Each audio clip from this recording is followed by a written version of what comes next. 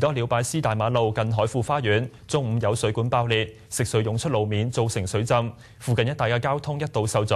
自來水公司話會派員通宵搶修，最快聽朝朝早恢復供水。爆裂嘅水管不斷湧出食水，沖毀咗部分路面，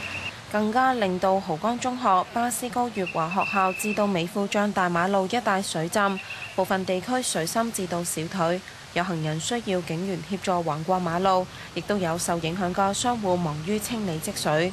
現場係士多鳥拜斯大馬路近海富花園，一條地下水管爆裂，湧出大量食水。事件亦都影響附近嘅交通，其中由蠔江中學至海富花園一段嘅亞馬拉馬路一度需要封閉。自來水公司其後派員搶修，又表示爆裂嘅水管直徑250毫米，懷疑因為自然老化，再加上近日天氣溫差大，導致爆裂。